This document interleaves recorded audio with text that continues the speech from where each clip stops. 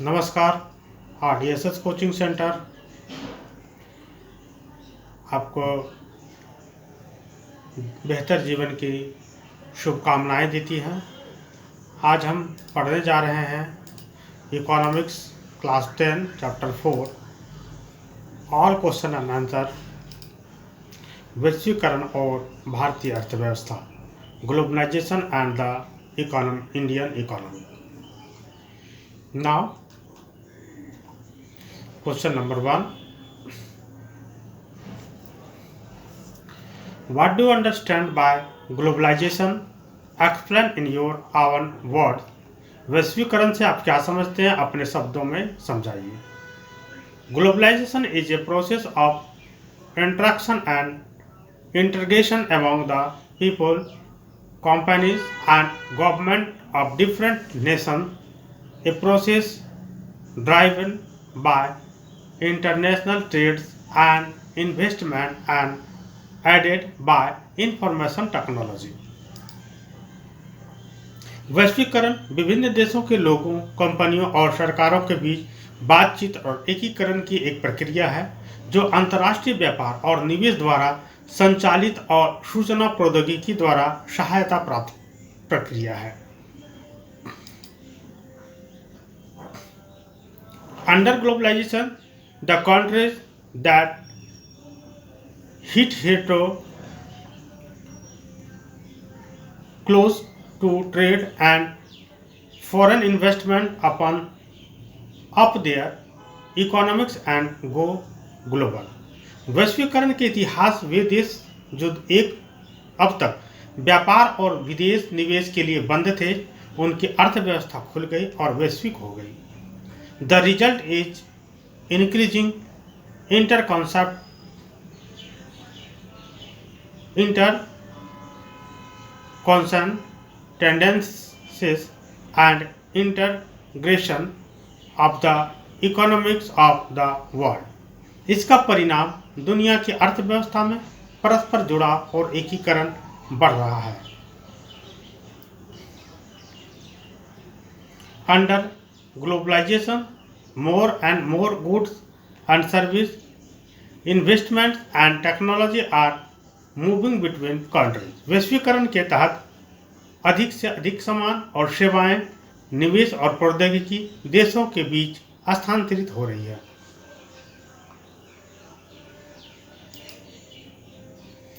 In additional to goods, service, investment and technology, there is a movement of people who move from one country to another in search of better income, better jobs और better education। वस्तुओं, सेवाओं, निवेश और प्रौद्योगिकी के अलावा ऐसे लोगों की आवाजाही भी होती है जो बेहतर आय, बेहतर नौकरी या बेहतर शिक्षा की तलाश में एक दूसरे देश से दूसरे देश में जाते हैं।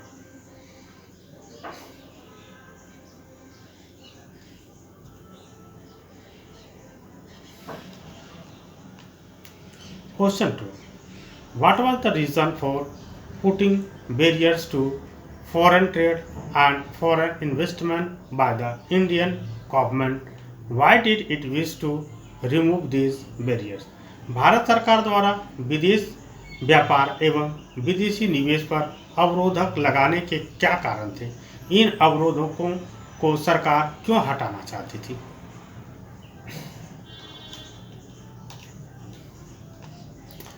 Answer. The government had put restriction on the import of goods to protect domestic producer from foreign competition because industries were coming up in the 1950s and 1960s and competition from imports at that stage would not have allowed this industry to come up। सरकार ने घरेलू उत्पादकों को विदेशी प्रतिस्पर्धा से बचाने के लिए वस्तुओं के आयात पर प्रतिबंध लगा दिया था, क्योंकि 1950 और 1960 के दशक में उद्योग सामने आ रहे थे और उस स्तर पर आयात से प्रतिस्पर्धा इन उद्योगों की आने की अनुमति नहीं देती थी। Thus, the government allowed imports of only essential items such as machinery, fertilizer and petroleum. इस प्रकार सरकार ने केवल मशीनरी, उर्वरक और पेट्रोलियम जैसे आवश्यक वस्तुओं के आयात की अनुमति दी।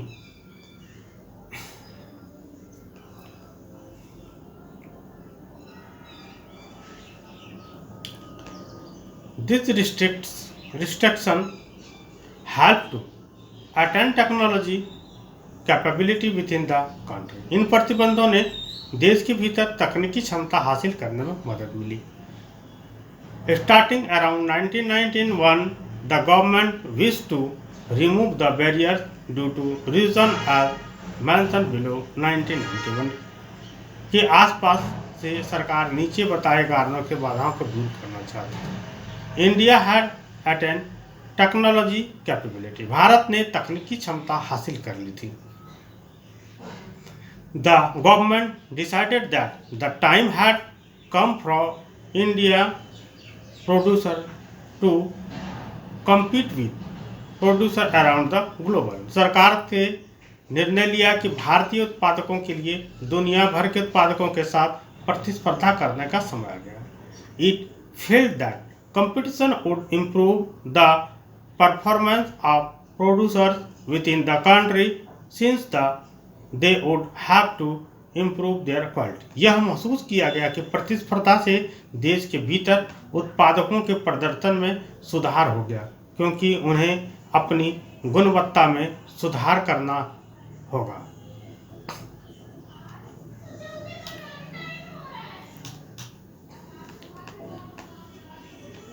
There would be an unrestricted exchange of capital, technology, and experience between India and other countries of the world. Bharat ने और दुनिया के अन्य देशों के बीच पूंजी, औद्योगिक प्रौद्योगिकीकरण और अनुभव का अप्रतिबंधित आदान प्रदान होगा। Thus, barriers to foreign trade and foreign investment were removed. Now, goods could be imported and exported easily. इस प्रकार विदेशी व्यापार और विदेशी निवेश की बाधाएं दूर हो गई। अब वस्तुओं का आयात और निर्यात आसानी से किया जा सकेगा। The government reduced taxes on imported goods and encouraged investors from abroad to invest in India. सरकार ने आयातित वस्तुओं पर कर कम कर दिया और विदेशों से निवेशकों को भारत में निवेश करने के लिए प्रोत्साहित किया।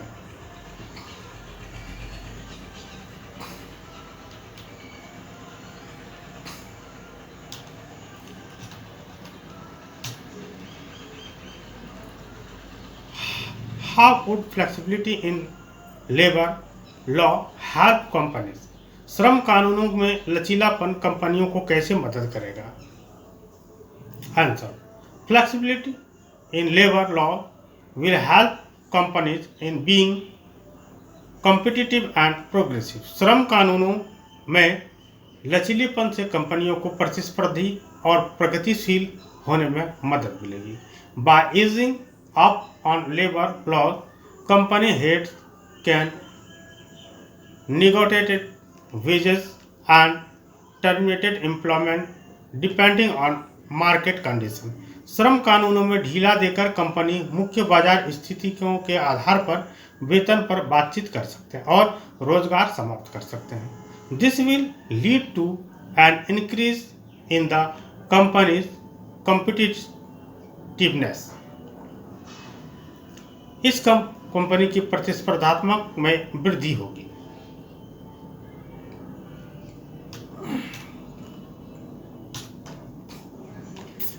Question 4. What are the various ways in which MNCs set up or control production in other countries? दूसरे देशों में बहुराष्ट्रीय कंपनियां किस प्रकार उत्पादन या उत्पादन पर नियंत्रण स्थापित करती हैं? Answer: set up or control production in other countries in the following ways. बहुराष्ट्रीय कंपनियां निम्नलिखित तरीकों से अन्य देशों में उत्पादन की स्थापना या नियंत्रण करती है. MNS set up production on the basis of the following factors. बहुराष्ट्रीय कंपनियां निम्नलिखित कारकों के आधार पर उत्पादन स्थापित करती है. Closeness of the places to the market, बाजारों से स्थान की निकटता. Availability of skill and unskilled labourer at low cost, कम लागत पर कुशल एवं अकुशल श्रमिकों की उपलब्धता. Availability of other factors of production and raw materials etc, उत्पादन के अन्य कारकों जैसे कच्चा माल आदि की उपलब्धता. गवर्नमेंट फेवरेबल पॉलिसीज, सरकार की अनुकूल नीतियां.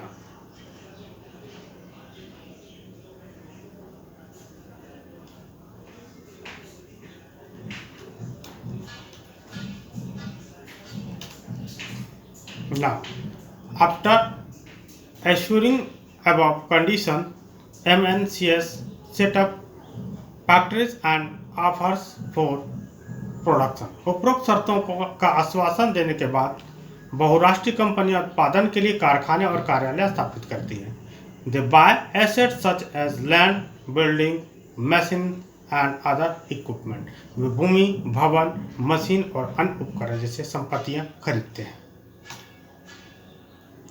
At time, MNCs set up production jointly with local companies because the local company has knowledge of the local business condition.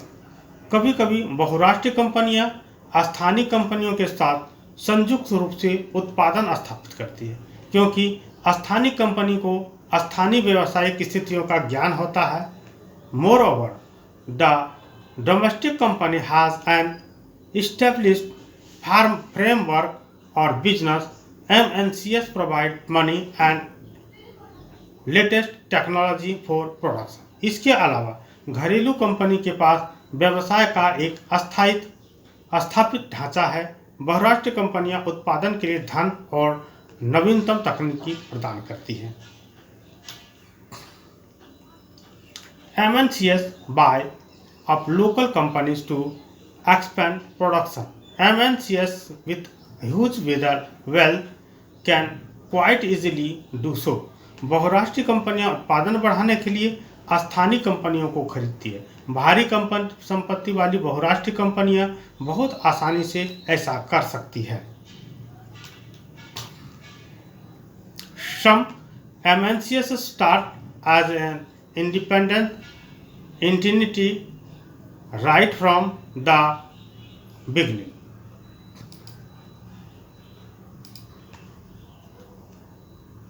कुछ बहुराष्ट्रीय कंपनियां शुरू से ही एक स्वतंत्र इकाई के रूप में शुरुआत करती है.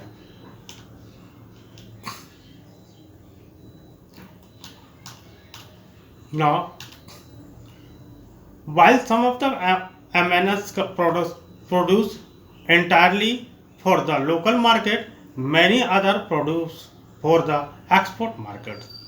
जबकि कुछ बहुराष्ट्रीय कंपनियां पूरी तरह से स्थानीय बाजार के लिए उत्पादन करती है, वहीं कई अन्य निर्यात बाजारों के लिए उत्पादन करती है. MNCs in developed countries place orders for production with small producer of developing countries for various products such as garment, footwear. विकसित देशों में बहुराष्ट्रीय कंपनियां परिधान, जूते जैसे विभिन्न उत्पादों के लिए विकासशील देशों के छोटे उत्पादकों को उत्पादन का ऑर्डर देती है. These products are supplied to the MNCs which sell them under their own brand name to the customers. इन उत्पादों की आपूर्ति बहुराष्ट्रीय कंपनियों को की जाती है जो इन्हें अपने ब्रांड नाम के तहत ग्राहकों को बेचती है. The MNCs decide their prices, quality, delivery and labor conditions for these distant producer. बहुराष्ट्रीय कंपनियां इन दूर स्थित उत्पादकों को लिए उनकी कीमत, गुणवत्ता, वितरण और श्रम की स्थिति तय करती है। Thus, we see that there are a variety of ways in which MNCs are spreading their production and interacting with local producers in various countries across the globe. इस प्रकार हम देखते हैं कि ऐसे कई तरीके हैं जिनसे बहुराष्ट्रीय कंपनी अपना उत्पादन फैला रही है और दुनिया भर के विभिन्न देशों में स्थानीय उत्पादकों के साथ बातचीत कर रही है। As a result, production in these widely dispersed locations is getting interlinked. परिणाम स्वरूप इन व्यापक रूप से फैले हुए स्थानों में उत्पादन आसपास में जुड़ा रहा है। स्थानों से उत्पादन आपस में जुड़ रहा है।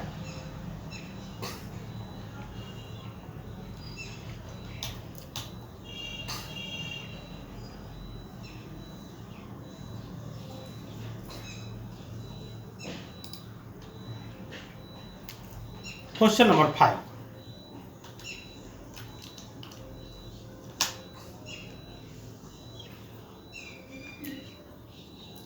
Why do developed countries want developing countries to leverage their trade and investment? What do you think should the developing countries demand in return? विकसित देश विकासशील देशों से उनके व्यापार और निवेश का उदारीकरण क्यों चाहते हैं? क्या आप मानते हैं कि विकासशील देशों को भी बदलने में ऐसी मांग करनी चाहिए? Answer: developed countries want developing countries to leverage their trade and investment because then the MNCs belonging to the development countries can set up factories in less expensive developing nations and thereby increase profit with lower manufacturing cost and the same sale price. विकसित देश चाहते हैं कि विकासशील देश अपने व्यापार और निवेश को उदार बनाएं क्योंकि तब विकसित देशों से संबंधित बहुराष्ट्रीय कंपनियां कम महंगे विकासशील देशों में कारखाने स्थापित कर सकती है और इस तरह कम विनिर्माण लागत और समान बिक्री मूल्य के साथ मुनाफा बढ़ा सकती है। In many option the developing countries should demand in return for same manner of protection of domestic producer against competition from import. मेरी राय में विकासशील देशों को बदले में आयात से प्रतिस्पर्धा के खिलाफ घरेलू उत्पादकों को की किसी तरह की सुरक्षा की मांग करनी चाहिए। Also charge should be lived on MNCs looking to set base in developing nation. साथ ही विकासशील देशों में आधार स्थापित करने की चाहत रखने वाली बहुराष्ट्रीय कंपनियों पर शुल्क लगाया जाना चाहिए।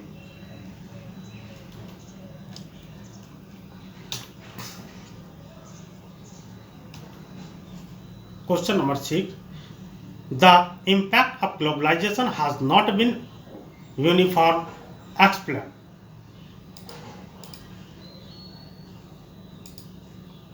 इस कथन के शब्दों में व्याख्या कीजिए।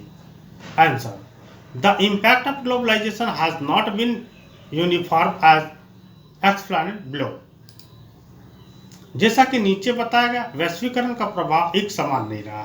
पॉजिटिव इम्पैक्ट, सकारात्मक प्रभाव। Globalization has result in more choice for the consumer who now get better quality and at lower prices several products. वैश्वीकरण के परिणाम स्वरूप उपभोक्ताओं के लिए अधिक विकल्प सामने आए हैं, जिन्हें अब बेहतर गुणवत्ता और कम कीमत पर कई उत्पाद मिलते हैं। This has improved the standard of living of people, particular living in urban areas. इससे लोग, विशेषकर शहरी क्षेत्रों में रहने वाले लोगों के जीवन स्तर में सुधार हुआ है। MNCs have increased their investment in developing countries like India in industry such as cell phone, automobile, electronic soft drinks, etc. As a result of it, new jobs have been created in developing countries. बहुराष्ट्र कंपनियों ने भारत जैसे विकासशील देशों में cell phone, automobile, electronic, शीतल पेय आदि उद्योगों में अपना निवेश बढ़ाया है। इसके परिणाम स्वरूप विकासशील देशों में नई नौकरियां पैदा हुई है।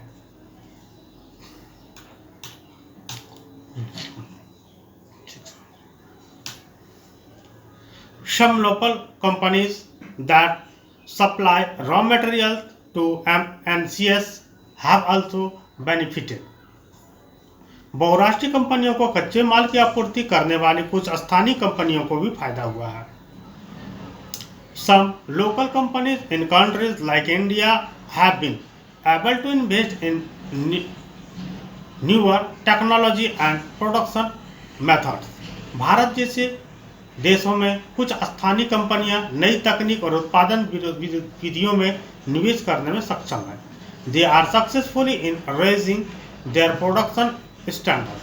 वे अपने उत्पादक मानकों को बढ़ाने में सफल हैं। Globalization has enabled some large companies such as Tata Motors, Infosys to emerge as multinational companies. वैश्वीकरण ने टाटा मोटर, इन्फोसिस जैसे कुछ बड़े कंपनियों को बहुराष्ट्रीय कंपनियों के रूप में उभरने में सक्षम बनाया है। Companies providing service particularly in the field of information and communication technology have also benefited by globalization. विशेष रूप से सूचना और संचार प्रौद्योगिकी के क्षेत्र में सेवाएं प्रदान करने वाली कंपनी को भी वैश्वीकरण से लाभ हुआ है। Similar as the case in service like data entry, accounting, administrative task and engineering. Data entry, accounting, प्रशासनिक कार्य और इंजीनियरिंग जैसे सेवाओं में भी यही स्थिति है।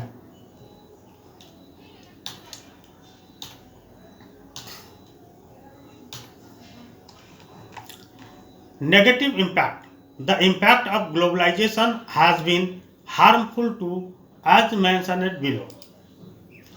नकारात्मक प्रभाव. वैश्वीकरण का प्रभाव हानिकारक भी रहा है, जैसा कि नीचे बताया गया है. Creation of special economic zone has disrupted the lives of people who are displaced such as tribals. विशेष आर्थिक क्षेत्रों के निर्माण में आदिवासियों जैसे विस्थापित लोगों के जीवन को अस्त व्यस्त कर दिया है. Sometimes to produce more electricity, dams are constructed and their land is submerged and the people are left without any job. कभी कभी अधिक बिजली पैदा करने के लिए बांधों का निर्माण किया जाता है और उनकी भूमि जलमग्न हो जाती है और लोगों को बिना किसी नौकरी को छोड़ दिया जाता है. Flexibility in labour laws. Flexibility in labour law is allowed by the government to attract foreign investment. श्रम कानूनों में लचीलापन. विदेशी निवेश को आकर्षित करने के लिए सरकार द्वारा श्रम कानूनों के लचीलेपन पर की अनुमति दी गई है. This has resulted in worsening the condition of workers because they are appointed on a temporary basis of about payment of provident fund and other facilities. इसके परिणाम स्वरूप श्रमिकों की स्थिति खराब हो गई क्योंकि उन्हें भविष्य निधि और अन्य सुविधाओं के भुगतान से बचने के लिए अस्थायी आधार पर नियुक्त किया जाता है.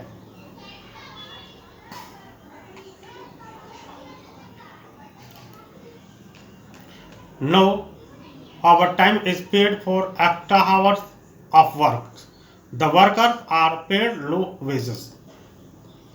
अतिरिक्त घंटों के काम के लिए कोई ओवरटाइम भुगतान नहीं किया जाता. मजदूरों को कम वेतन दिया जाता है. Effect on small producer. Globalization has hit the small producer because they are unable to compete with MNCs or the big producer or manufacturers.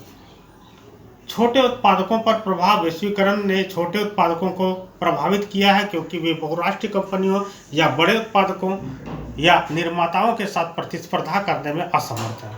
Several units have been shut down, rendering many workers jobless. कई इकाइयां बंद हो गई है जिससे कई कर्मचारी बेरोजगार हो गए हैं। In India, small industries which employ about 20 million workers have been hit adversely. Bharat में लगभग 20 मिलियन श्रमिकों को रोजगार देने वाले छोटे उद्योगों पर प्रतिकूल प्रभाव पड़ा है। From above description, it is clear that the impact of globalization has not been uniform. उपरोक्त विवरण से यह स्पष्ट है कि वैश्वीकरण का प्रभाव एक समान नहीं रहा है। It has positive as well as negative impact. इसका सकारात्मक और नकारात्मक प्रभाव भी पड़ता है।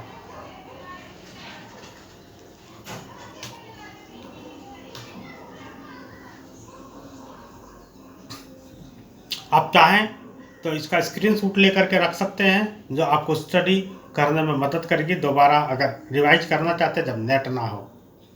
बाकी आप इसे डाउनलोड भी कर सकते हो, जब मर्जी तब चलाओ। Now question 7, how has liberalization to trade and investment policies help the globalization process. व्यापार और निवेश नीतियों का उदारीकरण वैश्वीकरण प्रतिक्रिया में कैसे सहायता पहुंचाती है? Answer, liberalization to trade and investment policies has help the globalization process by making foreign trader and investment easier. व्यापार और निवेश नीतियों के उदारीकरण के विदेशी व्यापार और निवेश को आसान बनाना वैश्वीकरण प्रक्रिया में मदद की है। Earlier, several developing countries had placed barriers and restriction on imports and investment from abroad to protect domestic production। इससे पहले कई विकासशील देशों ने घरेलू उत्पादों की रक्षा के लिए विदेशों से आयात और निवेश पर बाधाएं प्रतिबंध लगाए हैं। However, to improve the quality of domestic goods, these countries have removed the barriers। हालांकि घरेलू सामानों की गुणवत्ता में सुधार के लिए इन देशों में बाधाओं को हटा दिया है। Thus, liberalization has led to a further spread of globalization because now businesses are allowed to make their own decisions on import and export। इस प्रकार उदारीकरण ने वैश्वीकरण को और अधिक फैलाया है क्योंकि अब व्यवसायों को आयात और निर्यात पर अपने निर्णय लेने की अनुमति है। This has lead to deeper integration of national economics into one conglomerate whole. इससे राष्ट्रीय अर्थव्यवस्थाओं का एक समूह में गहन एकीकरण हुआ है।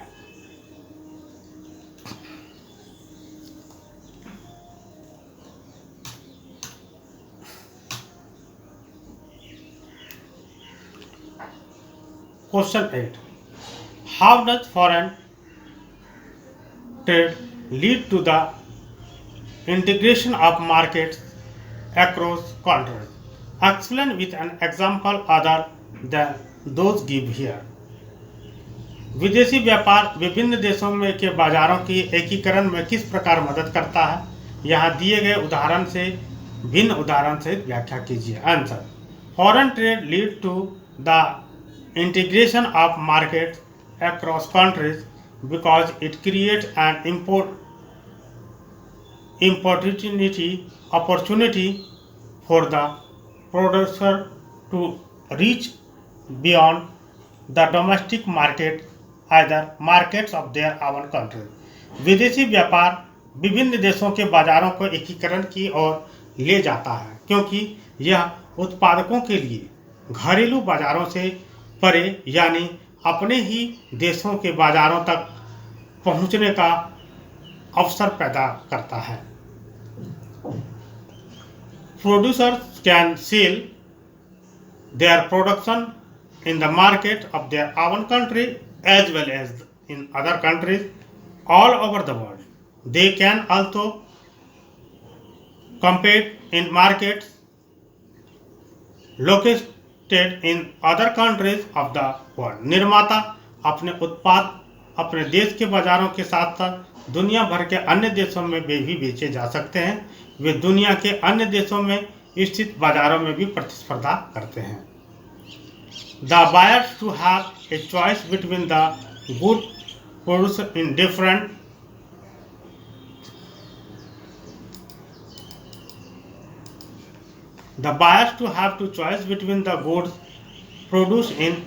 part of the world. खरीदारों के पास भी दुनिया के विभिन्न हिस्सों में उत्पादित वस्तुओं के बीच विकल्प होता है।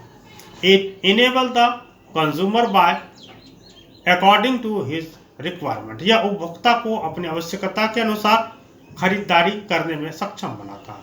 The competition among the producer bring them closer to each other. निर्माताओं के बीच प्रतिस्पर्धा उन्हें एक दूसरे के करीब लाती है।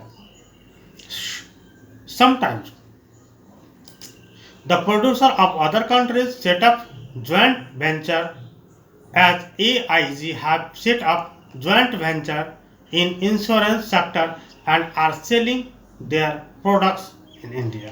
कभी कभी अन्य देशों के उत्पादक संयुक्त उद्यम स्थापित करते हैं क्योंकि AIG ने बीमा क्षेत्र में संयुक्त उद्यम स्थापित किया है और भारत में अपने उत्पाद बेचे हैं। Thus, in general, with the opening of trade, goods travel from one market to another. Prices of similar goods in two markets tend to become equal. इस प्रकार सामान्य व्यापार खुलने से माल एक बाजार से दूसरे बाजार तक जाता है। दो बाजारों में वस्तुएं समान कीमत होती है।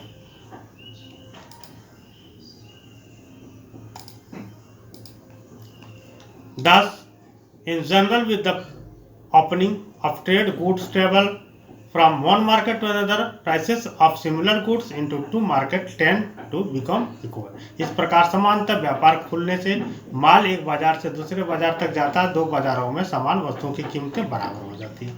And producer in the two countries now closely compete against each other, even though they are separated by thousand of miles. और दोनों देशों में के निर्यात अब हजारों मील की दूरी होने पर भी एक दूसरे के खिलाफ कड़ी प्रतिस्पर्धा करते हैं। Foreign trader the reserve market और integration of market in different country. इस प्रकार विदेशी व्यापार के परिणाम स्वरूप विभिन्न देशों के बाजारों को जोड़ा जाता है या बाजारों का एकीकरण किया जाता है।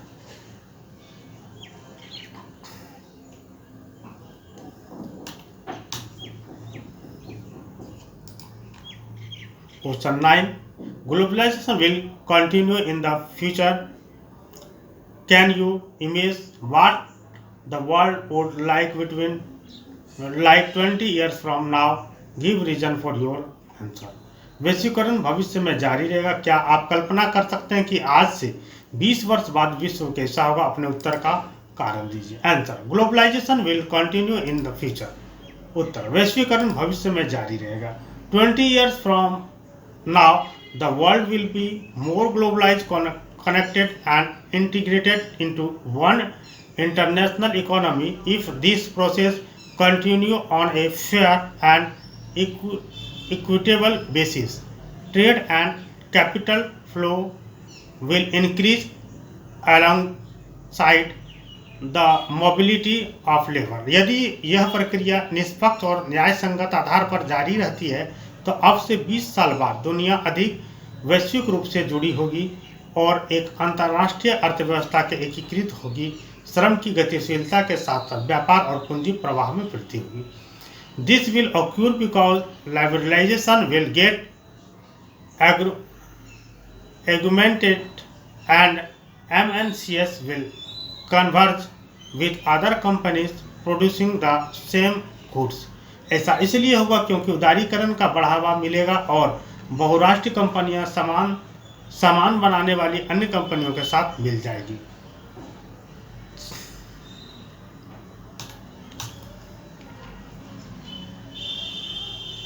Now, question number 10.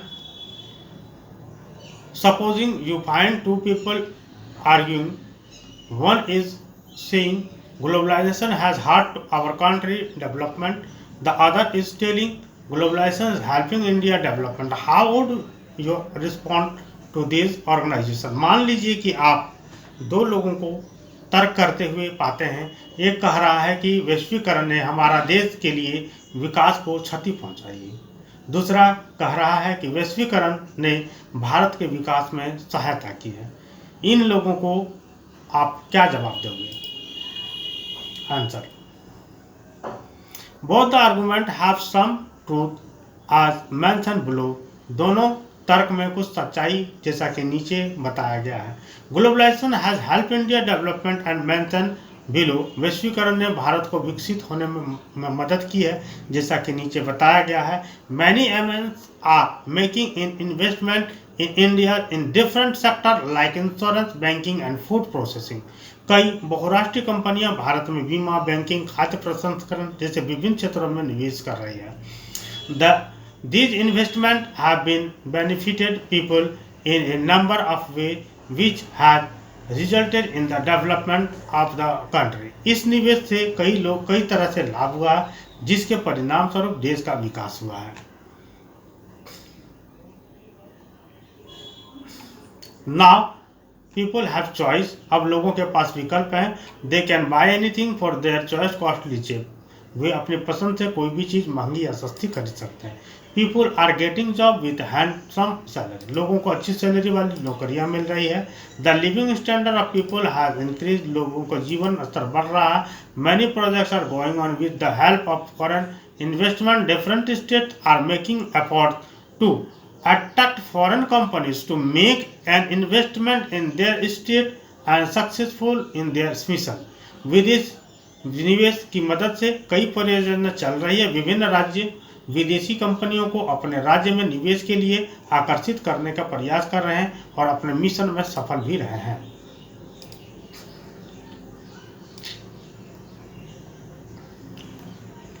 The globalization, however, has hurt the country's development as mentioned below. हालांकि वैश्वीकरण ने देश के विकास को नुकसान पहुंचाया जैसा कि नीचे बताया गया है। For a large number of small producers, globalization has posed many challenges. Batteries, capacitors, plastic toys, tires, dairy products, and vegetable oil industry have been hit badly due to competition. बड़ी संख्या में छोटे उत्पादकों के लिए वैश्वीकरण ने कई चुनौतियां खड़ा की है। प्रतिस्पर्धा के कारण बैटरी, कैपेसिटर, प्लास्टिक के खिलौने, टायर, डेयरी उत्पाद और वनस्पति तेल उद्योगों को बुरी तरह से प्रभावित किए हैं। Many small units have been shut down, rending many workers jobless as the small industries in India employ the largest number of workers, 20 million in the country, next only to agriculture. It has hurt the development. कई छोटी इकाइयां बंद हो गई है जिससे कई कर्मचारी बेरोजगार हो गए हैं। क्योंकि भारत में कृषि के बाद छोटे उद्योग देश में सबसे अधिक संख्या में श्रमिकों को रोजगार देती है, इससे विकास को नुकसान पहुंचाया है। Thus both argument has some truth in them. However, its steps are taken to have a fair globalization, then the adverse effects may be minimized and may not hurt the country's development. इस प्रकार दोनों तर्कों में कुछ सच्चाई है। हालांकि यदि निष्पक्ष वैश्वीकरण के लिए कदम उठाए जाते हैं तो प्रतिकूल प्रभावों को कम किया जा सकता है और देश के विकास को नुकसान नहीं पहुंचाया जा सकता है।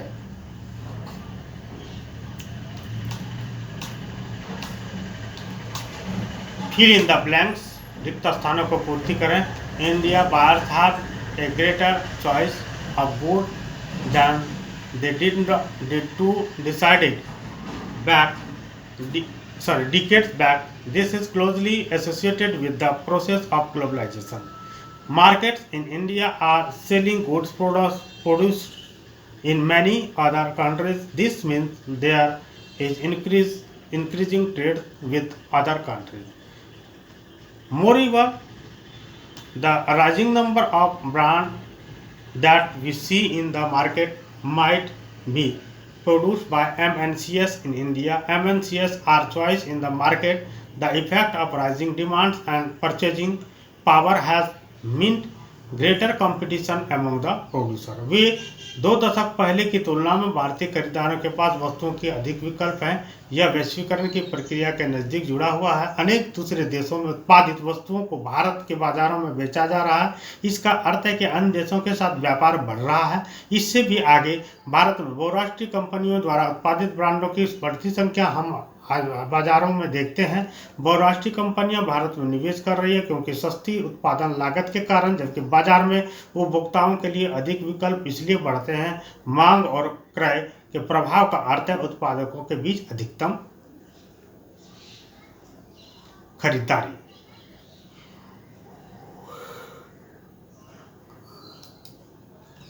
मैच द फॉलोइंग, निम्नलिखित को सुमेलित कीजिए।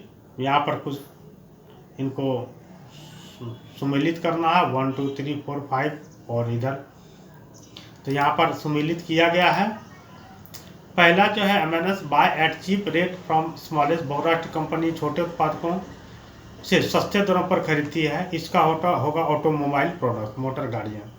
दूसरा है quotas are taxes on important are use to regulate trade item, आयात पर कर और कोटा का उपयोग।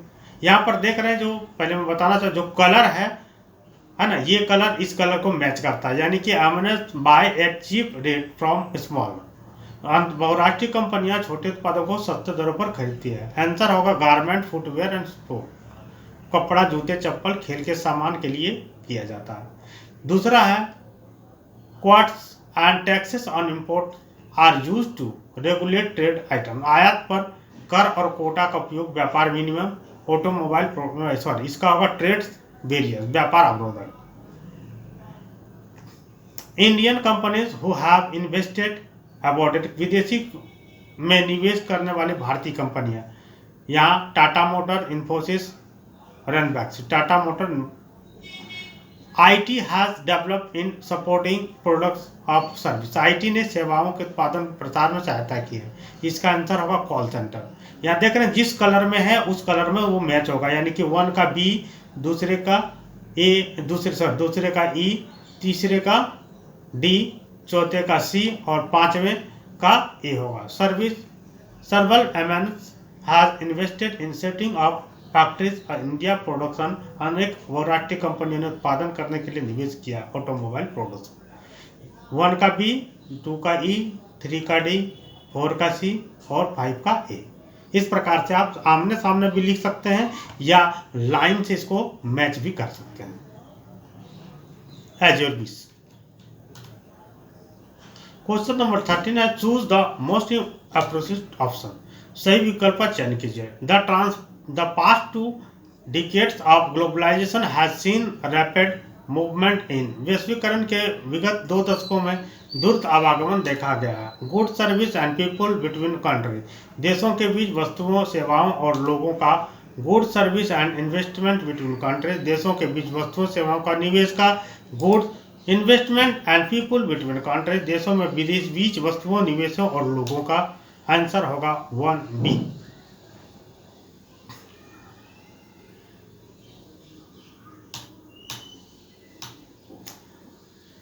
The most common route for investment by MNS in countries around the world is to, विश्व के देशों में बहुराष्ट्रीय कंपनियों द्वारा निवेश का सबसे अधिकतम सामान्य मार्ग है सेटअप न्यू फैक्ट्रीज, नए कारखानों का नाम। बाय एक्सट्रैक्टिंग लोकल कंपनी, स्थानीय कंपनियों की खरीदारी लेना।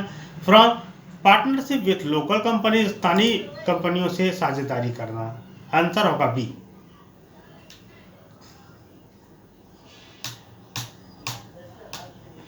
Globalization has led to improvement in living condition, वैश्वीकरण जीवन स्तर के सुधार में सहायता पहुंचा रही है। ऑफ ऑल द पीपल, सभी लोगों के लिए। Of people in developed countries, विकसित देशों के लोगों के। Of worker in the developing countries, विकासशील देशों के श्रमिकों के लिए। None of the none of the above, उपरयुक्त में से कोई नहीं। आंसर होगा D, none of the above, उपरयुक्त में से कोई नहीं। In this way the chapter is ended. Till then, goodbye.